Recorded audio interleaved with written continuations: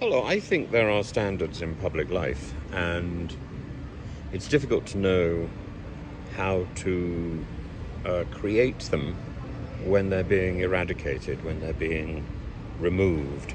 Um, I think I think there are three major points here. First of all, our standards are slipping. Secondly, we've got mad decision making, and thirdly, we are facing an erosion of our own international standing.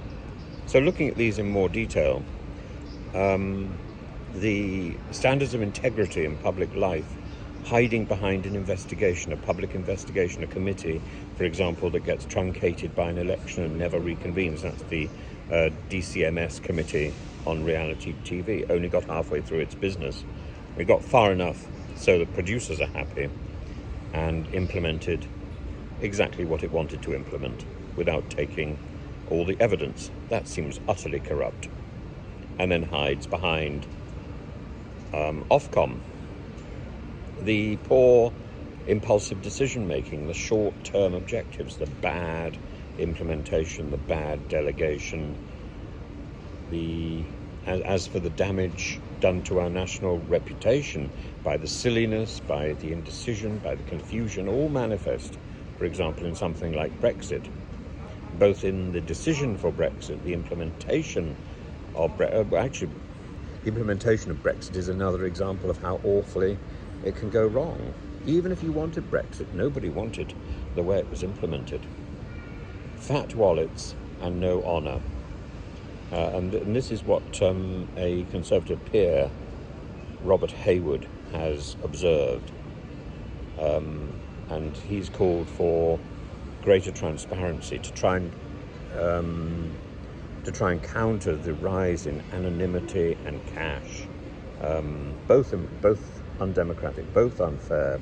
I mean, who funds, for example, the polls, the parties, the policies, the polls particularly, like, for example, the poll that was commissioned by Lord Frost, the YouGov poll, for the Telegraph, that was the backbone of his call to beef up Rwanda or face Conservative electoral defeat. Actually, it misses the point entirely that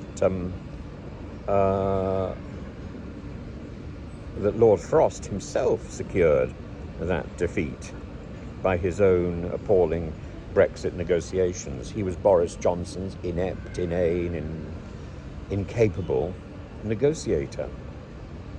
He is the author of our misfortune, and yet he pontificates over polls and for the Daily Telegraph.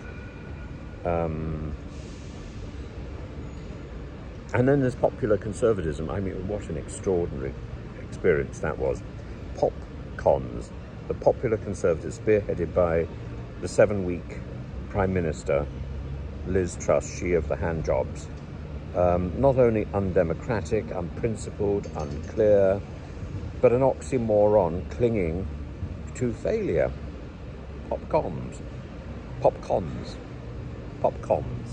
I don't know what it is. Sounds like sounds like some sort of Wonka confection, or maybe that's a mispronunciation, misvowel.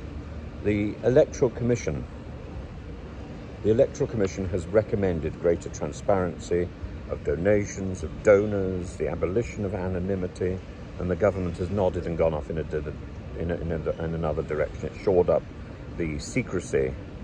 It's ignored conflicts of interest. It's giggling like Priti Patel and Suella Braverman over the ministerial code of conduct. Nothing is going to change before the next general election, and once a new party is in power, I'm afraid it's going to take a long time before the rot comes out again, before the canker gnaws. We're still seeing people rubbing their hands, no doubt with glee, at the dividends from the PPE scandal. And that will go on for many years. As for the post office scandal, as for the haemophilia scandal, the Windrush scandal, all of these things, they don't go back just to the beginning of this Conservative administration. They go back far further.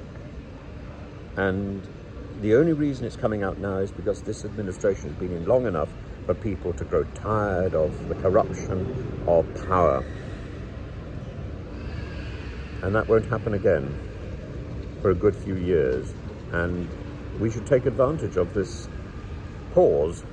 We should take advantage of seeing the truth, of seeing the shoddy reality that underlies power in the UK, and root it out, clean it up, because when a new administration gets in, it will all be masked by optimism and good intentions.